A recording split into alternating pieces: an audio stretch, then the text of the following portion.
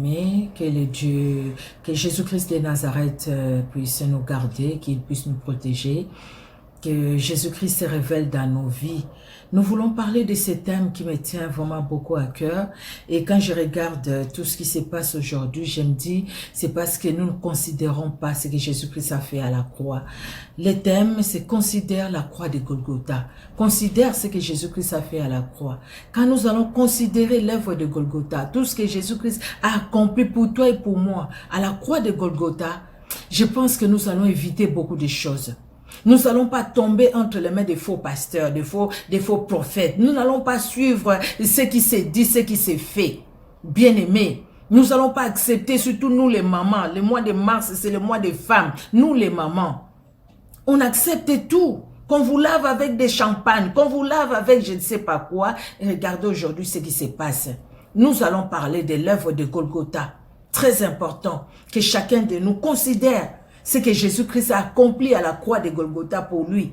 Si au moins vous êtes chrétien, si vous êtes chrétien, si vous ne l'êtes pas, vous pouvez le devenir. Jésus-Christ aime tout le monde. Il a donné sa vie pour chacun de nous. Il a tant aimé le monde qu'il a envoyé son Fils unique Jésus-Christ afin que quiconque croit à lui ne périsse point mais qu'il ait la vie éternelle. C'est ce que la Bible nous dit. Nous allons prier.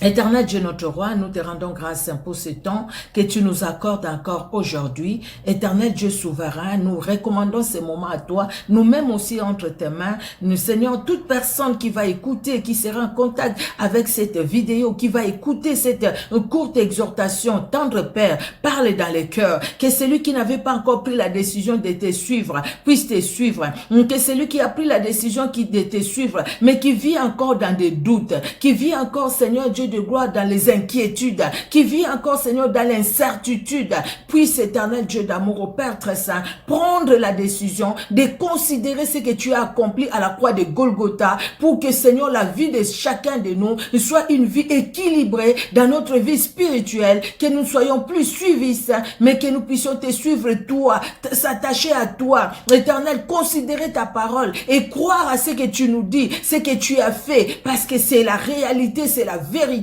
Tu as accompli tout cela à la croix de Golgotha pour moi, pour mon frère, pour ma soeur, pour chaque membre de ma famille, pour chaque membre de sa famille. À toi l'honneur, à toi la gloire, tendre Père, dans le nom puissant de Jésus-Christ que nous t'avons prié. Purifie-nous, que ton Esprit Saint conduise ces moments. Cher Saint-Esprit, ton onction, cher Saint-Esprit, ton onction, cher Saint-Esprit, parle dans un cœur, parle, cher Saint-Esprit, et agis dans le nom de Jésus-Christ. Amen. Amen, amen. Que Dieu bénisse tout un chacun, je l'ai dit et je le répète. Nous allons lire un court verset. Je suis la servante de Dieu, Micheline Kuchenza. Le nom de ma chaîne, c'est Micheline Kuchenza TV. Abonnez-vous si vous n'êtes pas encore abonné. Suivez-nous. Nous sommes une chaîne chrétienne. Nous parlons de la gloire de Dieu. Nous parlons de la part de Dieu. Bien-aimés, suivez Jésus-Christ au travers de nous. Alléluia. Nous sommes que des instruments entre les mains de ces grands dieux, de ces puissants dieux, de ces glorieux dieux. Vous êtes les bienvenus. Si c'est pour la première fois que vous allez tomber sur notre vidéo, vous êtes les bienvenus. Que Dieu vous bénisse. Et si depuis un moment vous nous suivez, continuez à le faire. Vous êtes dans une bonne adresse. Soyez bénis. Alors, nous lisons dans Colossiens au chapitre 2. C'est le seul verset que nous allons lire. Le verset 13 au verset 15. Nous allons lire. La Bible nous dit, vous qui étiez morts par vos offenses et par l'incirconcision de votre chair, il vous a rendu à la vie avec lui en nous faisant grâce pour toutes nos offenses. Il a effacé l'acte dont les ordonnances nous condamnaient et qui subsistait contre nous. Et il a détruit en les clouant à la croix. Amen. Et qu'est-ce qu'il a encore fait? Il a dépouillé les dominations et les autorités et les a livrées publiquement en spectacle en triomphant d'elles par la croix. Encore la croix. Je me limite là-bas. Et il y a autre chose après. Bien aimé, je voulais que nous puissions comprendre. C'est vrai, il y a des choses peut-être que nous avions compris. Ça me fait des fois mal quand je vois certaines choses. Les émissions qui passent au fait pour des choses qui se sont passées à tel endroit. Un tel pasteur qui voulait coucher avec telle sœur pour la délivrer. Il a demandé, on ne peut pas délivrer quelqu'un par le sexe. Là, c'est introduit encore des démons dans la personne. On ne peut pas délivrer quelqu'un, une femme, en touchant ses seins. Vous avez vu une église suceur des seins. Vous voyez des choses comme ça? C'est parce que les gens qui acceptent ça, et généralement c'est les femmes qui tombent dans ces pièges, c'est tout simplement parce que vous n'avez pas considéré l'œuvre de Golgotha. Pensez à ce que Jésus-Christ a fait à la croix. Jésus-Christ est venu, il a accepté de naître par une femme. Lui, le grand Dieu, il pouvait descendre, tout le monde voyait, il descendait. Il est le Tout-Puissant. Il est capable de tout. Rien ne pouvait lui manquer. Mais il a accepté pour toi et moi. Il est venu naître dans une famille. Il a accepté pour toi et moi de porter cette chair de l'homme, de la femme qu'il a créé. Il a accepté pour toi et moi de souffrir, d'être trahi. Il a été trahi même par les gens qui étaient tout près de lui. Il a été trahi. Regardez ce qui s'est passé à Gethsemane. Jésus-Christ a accepté cette souffrance. La Bible nous dit, et quand il priait intensement, la sueur s'est transformée en grumeaux de sang. Quelle douleur, quelle souffrance. Et Jésus-Christ dira, Père, s'il est possible, éloigne de moi cette coupe. Mais toutefois, pas ma volonté, ta volonté. Il a accepté ça. Il est arrivé à la croix. À la croix, entre les brigands et les voleurs. Ceux qui étaient cloués à la croix, étaient mis à la croix, c'était les brigands et les voleurs parce qu'ils étaient là. Et lui, on va les mettre au milieu, innocents. À la croix, les gens se sont moqués de lui. À la croix. Or, à la croix, là, à la croix de Golgotha, lui, ce qu'il a accompli pendant que les gens, les hommes comme vous et moi, se sont moqués de Jésus. Ah, si tu es fils de Dieu, descends. Si tu es fils de Dieu, si tu es fils de Dieu. Qui t'a frappé? Imagine qui t'a frappé, qui t'a frappé. Ils se sont partagé ses vêtements, ils ont tiré au sort. Il y a même un qui lui dit, mais tu es fils de Dieu, tu faisais des miracles. Sauve-toi toi-même et sauve-nous. Et l'autre qui dit, et toi, tu t'imagines? Nous sommes là parce que nous avons commis des péchés. Mais lui, qu'est-ce qu'il a fait? Dieu lui a accordé cette grâce. Et il a saisi cette grâce. Bien-aimé, à la croix de Golgotha, nous voulons parler de la croix de Golgotha. Peut-être que nous n'allons pas tout finir. Mais parce que je ne veux pas que cette vidéo soit longue, tout simplement pour vous permettre de suivre jusqu'au bout. La croix de Golgotha. À la croix, Jésus-Christ accepte d'aller, de monter sur cette montagne où tous les yeux regardent. À la croix de Golgotha. À la croix de Golgotha, il a accepté. La couronne des épines, il l'a déjà portée. Il l'a amené jusqu'à la croix. Cette croix qu'il a portée lui-même. Cette croix qui pesait pour toi et moi, pour tes péchés, pour mes péchés. Regardez. Il dit, vous qui étiez morts par vos offenses et par l'incirconcision de votre chair, il vous a rendu à la vie avec lui, Jésus-Christ, en nous faisant grâce pour toutes nos offenses. Nous étions morts par les péchés, car tous son péché sont privés de la gloire de Dieu. Le salaire du péché, c'est la mort. La Bible le dit. Mais le don gratuit de Dieu, c'est la vie en Jésus-Christ de Nazareth. Nous étions morts par nos fautes. Nous étions morts parce que nous ne connaissions pas la vie qui est Jésus-Christ de Nazareth.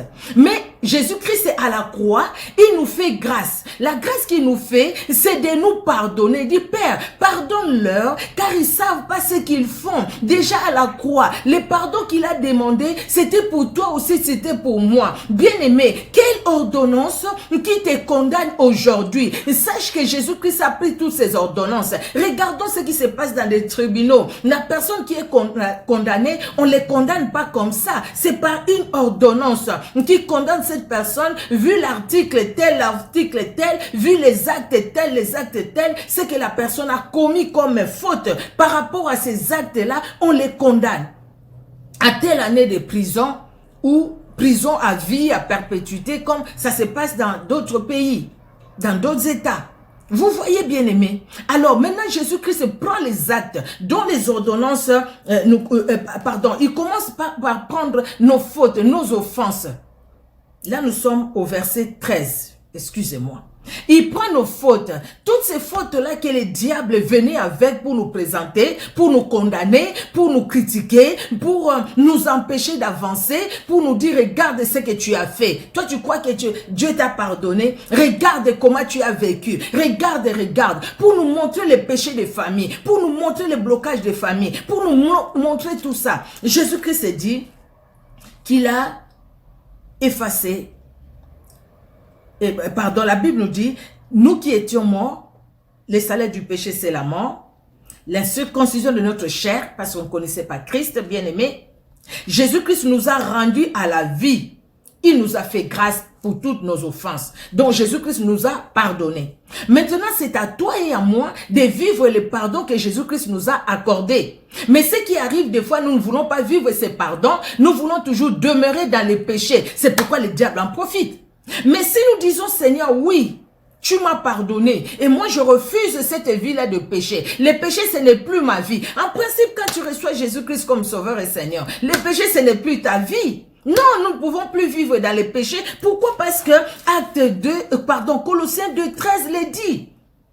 Nous étions morts à cause de ces offenses, de ces péchés. Toi et moi, nous étions morts. Nous étions des incirconcis, bien-aimés spirituels. Nous étions des incirconcis. Mais Jésus-Christ est venu nous circoncire. Alléluia. Par sa présence, par le fait qu'il est monté à la croix pour toi et moi. Et là, à la croix, il nous a donné la vie. Cette vie-là, ce n'est pas une vie qu'il prend comme ça, les tiens. Mais il nous donne la vie par lui-même, qui est la vie. Je suis le chemin, la vérité et la vie. Il va dire à Philippe, il va dire aux disciples, je suis le chemin, la vérité et la vie.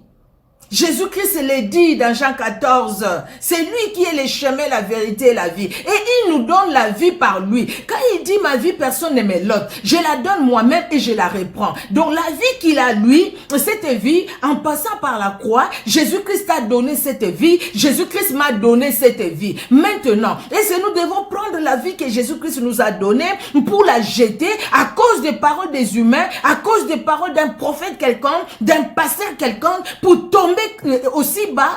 Oh, femmes, nous sommes tombés aussi bas et très bas même, très bas. Aller se déshabiller devant quelqu'un qui dit qu'il va te délivrer. Ça, c'est tomber très bas. Mais où est-ce que tu as mis le pardon que Jésus-Christ t'a accordé? À la croix de Golgotha. Le pardon où Jésus-Christ... Au fait, nos péchés ont amené Jésus jusqu'à la croix. Et à la croix, Jésus-Christ nous dit, écoutez, je prends tes péchés, je les porte, maintenant prends ma vie. Alléluia. Voilà ce que Jésus-Christ a fait. Prends ma vie, mon fils. Prends ma vie, ma fille. Donne-moi tes péchés. Ne vis plus dans les péchés. Maintenant, vis dans la vie que je te donne. Paul avait raison de dire, si je vis, ce n'est plus moi qui vis, c'est Christ qui vit sa vie en moi. Parce que Paul a compris cela. Toi et moi aussi, nous devons les comprendre. Que Christ a donné sa vie, et pour toi et pour moi, à la croix de Golgotha, pour que toi et moi, nous puissions vivre la vie de Christ. Mais qu'est-ce que nous faisons de la vie que Jésus-Christ nous a donnée? Nous la mettons où, cette vie-là? Si nous continuons à vivre ce que nous vivons aujourd'hui, voir les gens brouter l'herbe, si nous continuons à suivre ces faux pasteurs qui sont partout, je vois les gens adorer une personne. Oh, les dieux de tel prophète, c'est vraiment le véritable Dieu. C'est un prophète qui fait des miracles. Le prophète, là, il fait des miracles par quel pouvoir? Par quelle puissance? Il fait des miracles par quelle autorité? Qui lui a donné le pouvoir de faire des miracles? Et homme de Dieu, pourquoi vous voulez prendre la place de celui qui est mort à la croix? Bien-aimé, ma sœur, pose-toi un peu la question, hein. Pose-toi la question, posons-nous la question. Cette personne que je suis en train de suivre, il est mort pour moi? Il a donné sa vie pour moi? Il n'a pas donné sa vie pour toi. Il n'a pas donné sa vie pour moi. Il n'y a que Jésus-Christ et Jésus-Christ seul qui est arrivé à la croix. Le verset 14, la Bible nous dit, il a effacé l'acte dont les ordonnances nous condamnaient et qui subsistait contre nous, et il a détruit en les clouant à la croix. Voilà la croix. Bien-aimé, à la croix, là Jésus-Christ est fait pour nous. D'abord pour nous, toi et moi. Jésus-Christ l'a accompli. Il pardonne nos péchés. Non seulement ça, il sait que le péché nous a condamnés à la mort. Il sait que le péché nous a condamnés à la malédiction. Il sait qu'à cause du péché, nous avons été vendus au diable. Le Seigneur le sait. Et maintenant, quand il vient, il prend toutes ces ordonnances, tous ces actes-là qui nous condamnaient, qui te condamnaient à la malédiction, à la pauvreté, au célibat, qui te condamnaient au... Je ne sais pas à quoi. Tout ce qui te condamnait. Quand une femme dit, je trouve que c'est normal que je vive avec une autre femme. Quand un homme dit, je trouve que c'est normal que je vive avec un autre homme. Quand la femme dit, Dieu a créé les choses ainsi. Dieu n'a pas créé les choses ainsi. Parce que tout simplement, le monde des ténèbres t'a condamné à vivre dans le péché, à vivre dans l'abomination. C'est pourquoi toi, femme, tu sens l'attirance que vers les femmes. C'est pourquoi toi, homme, tu sens l'attirance que vers les hommes. C'est pourquoi toi, femme, tu commences à sentir l'attirance vers les animaux. C'est pourquoi toi, homme, tu commences à sentir l'attirance vers les animaux. Et ce n'est pas Dieu qui t'a créé comme ça, pour que tu sois attiré par quelqu'un de même sexe que toi. Non. Dieu ne t'a pas créé comme ça. Dieu t'a créé homme, femme, pour que l'homme soit avec la femme et que la femme soit avec l'homme. Dieu a tout mis, tout préparé. Quand toi tu sens l'attirance vers la femme, quand je parle de l'attirance, vous comprenez, l'attirance est sexuelle. Quand tu sens cette attirance comme ça, pour tomber dans l'homosexualité, lisez Romains 1. Qu'est-ce que la Bible nous dit? 26, 27. Qu'est-ce que la Bible nous dit? Mais pourquoi? Pourquoi tomber jusque là? C'est parce que tu as été condamné à vivre dans cette situation pour que tu n'hérites pas le royaume des cieux. Les immoraux, les impudiques, les homosexuels n'hériteront pas le royaume de Dieu, n'hériteront pas. Je ne sais pas si cette vidéo, c'est comment chacun va écouter, mais je vous parle de la part de Dieu. À chacun que chacun prenne ça comme il veut. Quand on voit même à l'église, quelqu'un dit, j'ai compris que l'église doit comprendre, il doit commencer à marier les homosexuels. Abomination, abomination. Vous êtes dans une église où on a marié les homosexuels. Quittez cette église. Abomination. Parce que tu n'as pas compris ce que Jésus-Christ a réalisé à la croix de Golgotha. À la croix de Golgotha, bien aimé, Jésus-Christ a déchiré l'acte, il a effacé l'acte dont les ordonnances nous condamnaient et qui subsistaient contre nous. Peut-être c'est dans ta famille qu'on t'a condamné. Peut-être toi-même tu as fait des pactes, des alliances avec les ténèbres. Ça t'a condamné à vivre dans les péchés et à demeurer dans les péchés. Mais Jésus-Christ a déchiré ces actes-là. Il a déchiré ces ordonnances-là. Maintenant, c'est à toi et moi de comprendre que cette situation que je vis, c'est une situation anormale. Donc, je vais courir à Jésus. Parce que c'est lui qui va me libérer. Parce que c'est lui qui est mon libérateur. Il a déchiré l'acte dont les ordonnances nous condamnaient qui subsistaient contre nous. Pourquoi tu acceptes que ta vie doit rester comme ça dans la malédiction? Pourquoi tu dis non, ma maman est morte de telle maladie, moi aussi je vais mourir de la même maladie? Pourquoi ça? Parce que tu sais qu'à la croix, Jésus-Christ a détruit cette ordonnance, a détruit ces actes qui nous condamnaient à la maladie héréditaire, qui nous condamnaient à la malédiction, qui nous condamnaient au péché qui nous suivent toujours. Bien aimé, le fait d'accepter cela, vous voyez, qu'est-ce qui fait qu'aujourd'hui, quand quelqu'un parle de la délivrance, il y a des milliers de personnes qui les suivent. Qu'est-ce qui fait qu'aujourd'hui, quelqu'un qui parle de la délivrance, bien aimé, il y a des gens qui parlent de la délivrance en vrai, qui sont vraiment mandatés par le Seigneur et qui font des choses correctement. Gloire à Dieu. Que ces hommes, ces femmes, que Dieu les bénisse. Soyez bénis, que Dieu vous bénisse, parce que vous êtes dans le vrai. Mais maintenant, qu'est-ce que le diable a fait? Il utilise la délivrance pour condamner encore ces gens-là qui vivent déjà sous la malédiction, ces gens-là qui vivent déjà sous la condamnation démoniaque, qui cherchent la délivrance. Quand ils viennent chercher les gens qui se disent être mandatés par Dieu pour libérer les autres, c'est là où ils tombent encore dans les pièges. C'est horrible, non? C'est là où ils tombent encore dans les pièges. Mais vous qui acceptez ces choses, vous ne savez pas ce qui vous mettent là. Quelqu'un qui se dit serviteur de Dieu, mais qui devient gynécologue. Il n'est même pas médecin. Il devient gynécologue. Lui, son problème, quand les femmes viennent pour la délivrance, ils disent non, il y a des démons qui se cachent dans les parties intimes. Donc, il faut que je mette mes doigts dans les parties intimes pour te délivrer de ces démons-là. C'est vrai ça? C'est vrai ça? Ces démons-là dans les parties intimes, quand tu parles, ils n'écoutent pas. Il faut que tu mettes ton doigt. C'est parce que tu as envie, tu as des désirs impurs en toi. C'est pourquoi tu mets les doigts dans les endroits intimes des femmes. Et nous aussi, femmes, n'acceptons pas ça. Quand quelqu'un te le dit, tu dis tout de suite, ah non, je refuse. Si vraiment c'est comme ça que le Seigneur veut me délivrer, non, non, non, non, non. Là, vraiment, je refuse.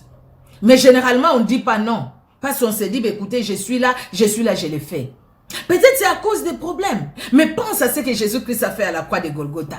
Peut-être c'est à cause des situations. Mais pense à ce que Jésus-Christ a fait à la croix de Golgotha. Considère la croix de Golgotha. Considère qu'à la croix, même la situation que toi et moi, nous pouvons vivre aujourd'hui, cette situation-là n'est pas méconnue de Jésus-Christ. Cette situation-là n'est pas plus forte que la croix de Golgotha. Parce qu'à la croix de Golgotha, la Bible dit, il a effacé l'acte dont les ordonnances nous condamnaient et qui subsistait contre nous. Il a détruit en les clouant à la croix. Donc, toutes ces condamnations-là du monde des ténèbres contre toi, les alliances des familles, les hôtels des familles, et tout. À la croix de Golgotha, Jésus-Christ a pris tout cela, il a cloué à la croix. Maintenant, il t'a donné à toi et à moi la victoire.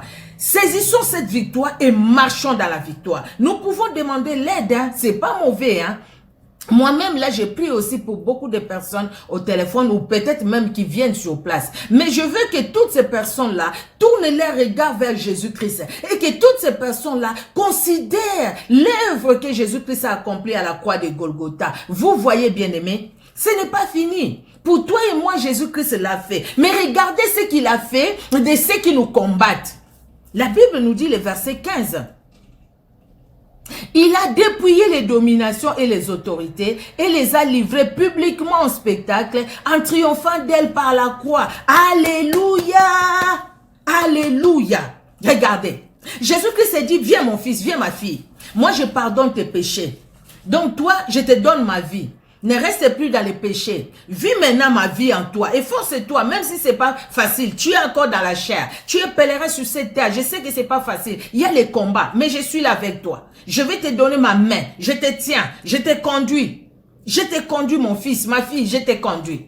Et non seulement ça, Jésus-Christ s'est dit, tu sais, tout ce qui pouvait condamner ta vie, dans la malédiction, dans toutes les choses, pour t'empêcher de vivre ma vie, moi j'ai déjà pris ça, j'ai cloué ça à la croix. Tu vois mon fils et ma fille, quand je suis passé à la croix, là, pendant que les gens partageaient mes habits, moi j'étais en train de combattre pour toi. Moi j'étais en train de porter tous tes fardeaux. J'étais en train de porter tes fautes. J'étais en train de les faire.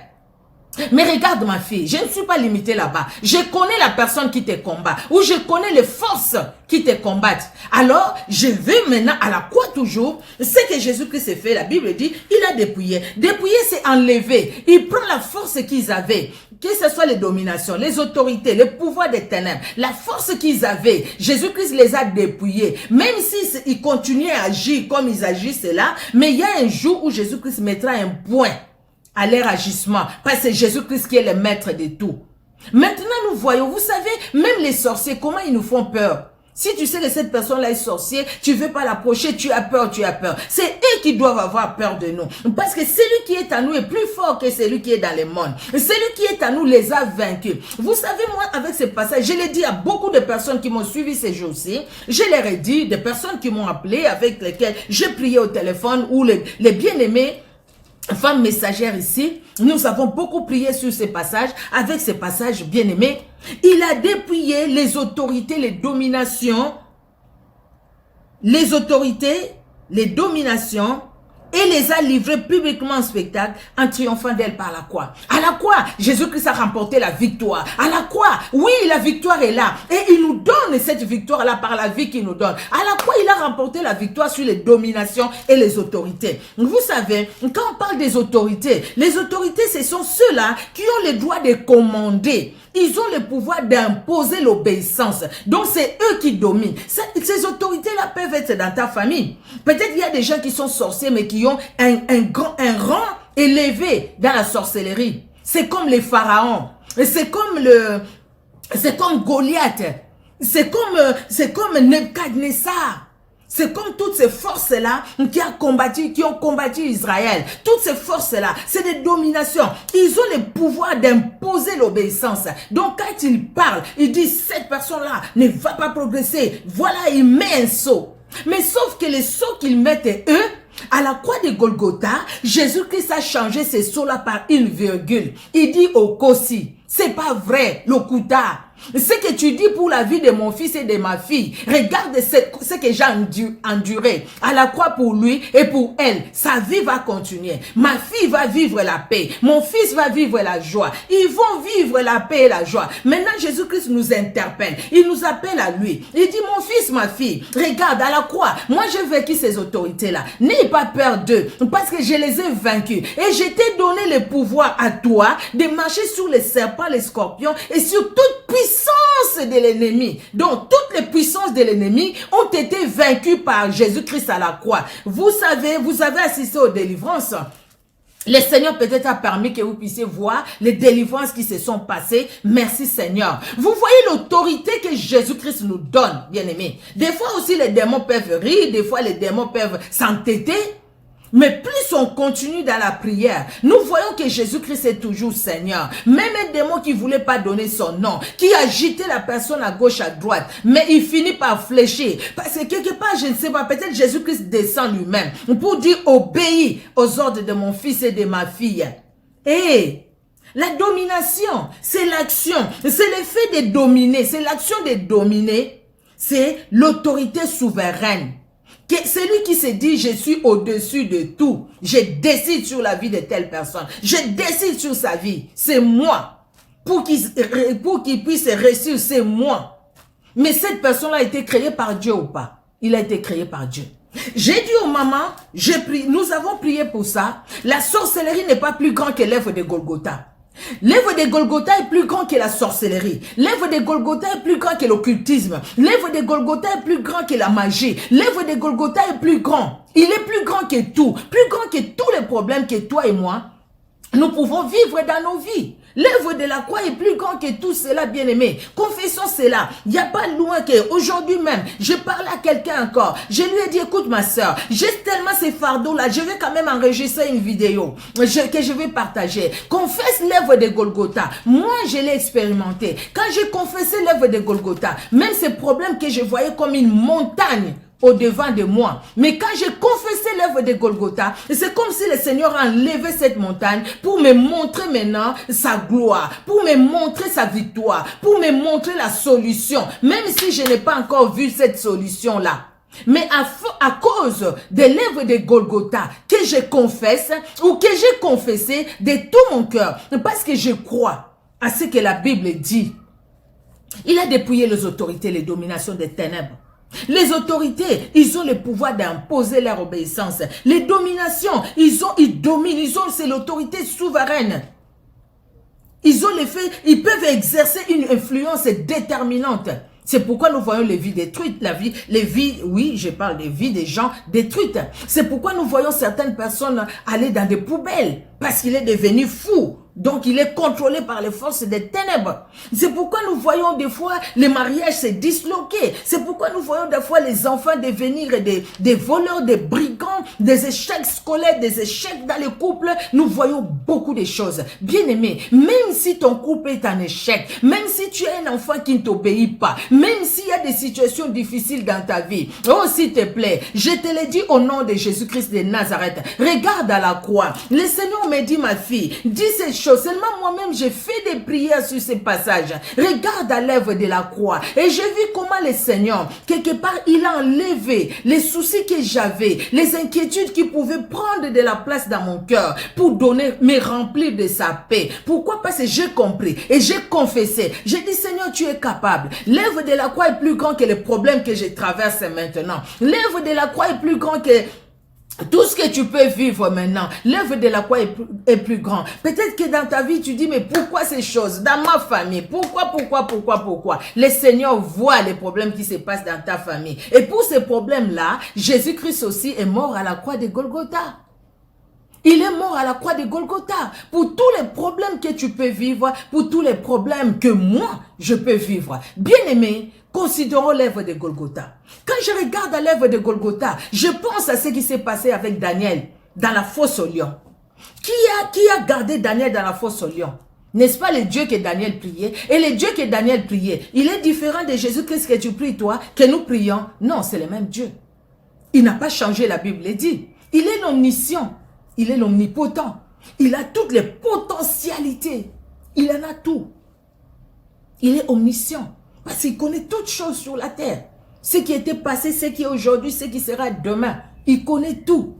Alors maintenant, quand je regarde à ce qui s'est passé ces jours-là, j'ai dit, waouh, quel Dieu que j'ai, quel Dieu que j'ai pris. C'est Dieu grand. Et je vois ce qu'il a accompli à la croix. J'ai dit, Seigneur, si à l'époque, il n'y avait même pas encore la croix, mais toi, tu es allé, toi-même, les lions jetés dans ces trous, laissés affamés pendant une semaine. Ils voient la chair humaine descendre vers eux. Mais les lions se sont pliés, se sont repliés sur eux-mêmes. Ils pouvaient même pas s'approcher de Daniel. Parce que Daniel, quand il est descendu dans la fosse aux lions, il n'était pas seul. Les dieux qu'il a confessés, les dieux là, les véritables dieux, les dieux d'Israël, étaient avec Daniel dans la fosse aux lions. Regardez. Et sa main a permis que Daniel sorte de ses trous. La main de Dieu est capable de te sortir du trou où tu te trouves aujourd'hui. Arrête d'aller vers ces gens-là qui te disent, je te dirai, je te montrerai. Si le Seigneur te donne un homme de Dieu, une femme de Dieu, tu verras vraiment que oui, là c'est un homme de Dieu, là c'est une femme de Dieu. Mais quand tu trouves que les choses deviennent compliquées, je viendrai te laver quand ton mari ne sera pas là. Pourquoi te laver juste quand ton mari ne sera pas là? Nous avons entendu l'histoire de cette femme-là, qu'un homme de Dieu a abusé même de ses filles. Elle-même déjà là-dedans, abusée par cet homme de Dieu. Elle a même divorcé à cause de lui. Et même ses filles étaient abusées. Au final, c'est les enfants qui ont parlé. Et puis, il commençait, la personne, l'homme de Dieu, l'a commencé à accepter. Peut-être c'est une faiblesse dans l'homme de Dieu. C'est vrai, on prie pour eux, pour que Dieu puisse les aider. Mais attention aussi à nous de ne pas tomber dans ces pièges-là. Parce que quelque part, vous ouvrez un grand boulevard dans votre vie. Si vous aviez que les démons de l'échec et de, je sais pas, de stérilité, vous allez encore avoir les démons d'immoralité, les démons d'impudicité, les démons de la mort. L'esprit de mort viendra habiter en vous. Tous les démons des cimetières viendront habiter en vous. Vous voyez comment vous avez empiré, vous avez fait empirer votre situation parce que vous n'avez pas considéré l'œuvre de la croix. Regardons, je regarde toujours à ce qui s'est passé avec Shadrach, Meshach et Abednego. Ces trois jeunes garçons, ils ont confessé le nom de leur Dieu. Que quand on les a jetés dans cette fournaise ardente, qui était chauffée 7 fois plus chauffée, les personnes qui sont allées les jeter, juste la vapeur les a tués. Mais eux qu'ils ont jetés, est-ce qu'ils sont tombés dans ces feux-là? Ils ne sont pas tombés dans ces feux-là parce que tout simplement, ils ont confessé le nom du Dieu d'Israël et le Dieu d'Israël avait déjà préparé un tapis pour eux. Dans le feu des hommes, le tapis était là. Quand on les a jetés, les hommes, ils ont vu qu'ils sont tombés dans le feu, mais Dieu ne les voyait pas dans ces feux d'hommes. Parce qu'ils ne pouvaient pas tomber dans le feu d'hommes à cause de ce qu'ils ont confessé ces grands dieux. Et Dieu a mis un tapis, ils étaient là. Ils ont marché, c'était le feu. Comment ils ont marché? Comment Nebuchadnezzar les a vus marcher? Parce qu'en fait, Dieu a tendu un tapis. Ils étaient là et ils marchaient avec Jésus-Christ lui-même. Pour dire, écoutez, votre feu là ne peut pas atteindre les personnes qui mettent leur confiance en Dieu. Ceux qui se confient en Dieu ne sont jamais confondus. Et aujourd'hui, regardons, au travers de l'œuvre de Golgotha, au travers de la croix, ce que Jésus-Christ est capable de faire.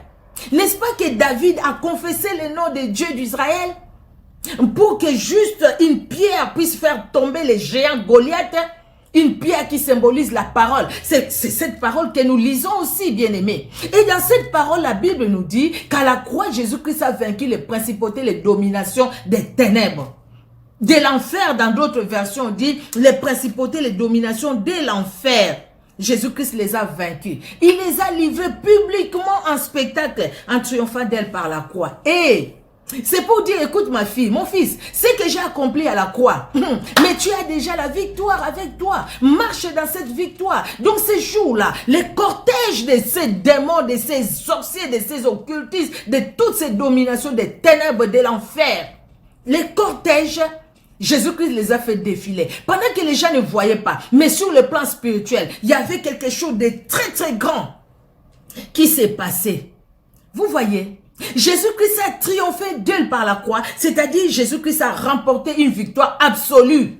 Triompher, c'est remporter une victoire absolue. Jésus-Christ a remporté une victoire absolue sur toutes ces forces-là de l'ennemi. Cela veut dire que nous ne serons pas attaqués. Mais si, nous serons attaqués. Mais quand nous serons attaqués, Jésus-Christ sera là parce qu'il a déjà vaincu. Je vais finir par un petit témoignage, peut-être que je donnerai dans une autre vidéo aussi, parce que là c'est vers la fin. Ce témoignage-là, c'est quoi? Nous avons prié ici à Clermont-Ferrand pour une dame qui est venue de loin. Cette dame-là est venue avec sa mission, parce qu'en fait, il a entendu parler du ministère. Elle est venue, nous avons prié pour elle, mais nous avions vu tout ce que nous avions vu. La dame s'est transformée en singe, s'est transformée en lion, s'est transformée en serpent. Les yeux, tu ne pouvais même pas regarder. Nous avons, et puis j'ai trouvé que les blocages c'était vraiment elle-même, et puis elle m'a envoûté, elle m'a envoyé une flèche. Pendant que j'étais là devant, je vois quelque chose tomber, boum, sur comment dire, sur la chair, mais Dieu m'a gardé.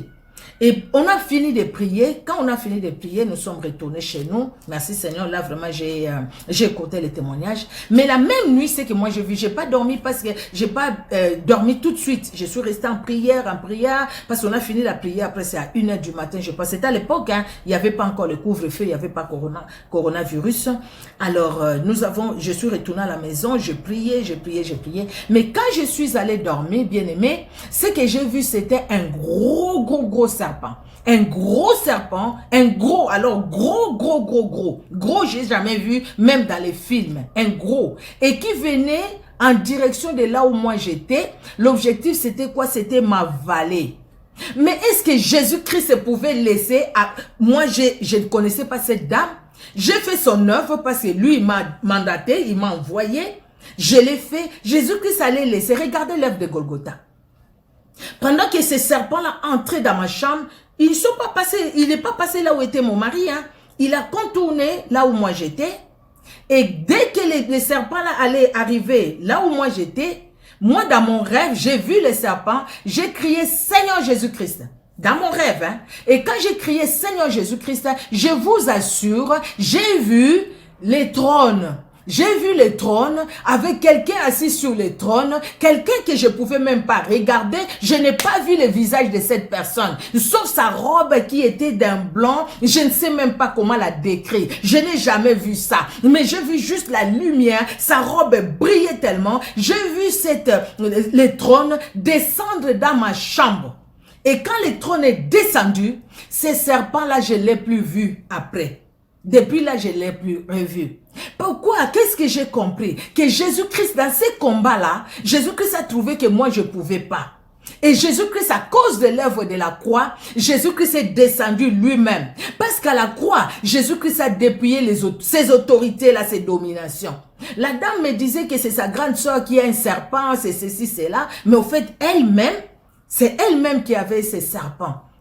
Et Jésus-Christ est venu intervenir. Dans ce cas-là, les témoignages, j'en ai. J'ai vu les témoignages, j'ai vécu beaucoup de choses. Mais le Seigneur a toujours donné la victoire. Alléluia. Que Dieu, dans son amour, vous bénisse, bien-aimés. Et que Dieu étende sa main puissante. Considère l'œuvre de la croix, mon frère. Considère l'œuvre de la croix, ma soeur. Oui, à la croix, Jésus-Christ nous a donné. Et à nous, et il a écrasé aussi l'ennemi de notre âme pour nous donner la victoire, parce que lui, il a remporté la victoire, par la croix, et cette victoire-là, il nous l'a donnée. L'autorité de marcher sur les serpents, les scorpions, sur toute puissance de l'ennemi. Ce n'est pas les scorpions que nous allons écraser comme ça sur la route, mais c'est les scorpions spirituels. Par scorpion, par serpent, nous voyons les autorités, les dominations de l'ennemi. Jésus-Christ les a vaincus. Parce que Jésus-Christ les a vaincus. Même quand tu vas aller chercher l'homme de Dieu, la femme de Dieu, pour prier pour toi, va avec cette idée-là positive pour dire, je veux voir cet homme, cette femme. Ce n'est pas parce que l'homme ou la femme fera quoi que ce soit pour moi, il va m'aider, elle va m'aider dans la prière, mais tout a été accompli à la croix. Donc je vais avec cette assurance que Jésus-Christ qui a vaincu les principautés, les dominations, Jésus-Christ me donne aussi la victoire ou sa victoire. Alléluia. Que Dieu vous bénisse. Nous allons prier. Merci Seigneur Jésus pour ton amour. Merci pour l'œuvre de Golgotha. Merci pour ce que tu as accompli à la croix. Oui, tu as pardonné mes péchés. Tu as pardonné les péchés de mon frère et de ma soeur. Tu as pardonné les péchés de chaque membre de ma famille. À la croix, tu as déchiré l'acte dont les ordonnances nous condamnaient. À la croix, Jésus, tu nous as accordé ton pardon. À la croix, éternel Dieu de gloire, tu nous as donné ta vie. Et à la croix, tu as vaincu l'ennemi de notre âme. Qu'ils viennent en principauté, en autorité. Jésus-Christ, tu les as vaincus. À la croix, Jésus, tu les as dépouillés de cette force qu'ils avaient pour nous faire toujours du mal. Tu les as dépouillés et tu nous as donné l'autorité à nous de marcher sur leur pouvoir, de marcher sur leur force que toi tu as déjà vaincu. Merci pour l'œuvre de Golgotha. Merci pour l'œuvre de Golgotha parce qu'à la croix, tu as tout accompli. À toi l'honneur Jésus-Christ, à toi la gloire éternelle. Merci pour ta fidélité, merci pour ton amour et merci encore pour l'œuvre de Golgotha. Dans le nom puissant de Jésus-Christ que nous avons ainsi prié.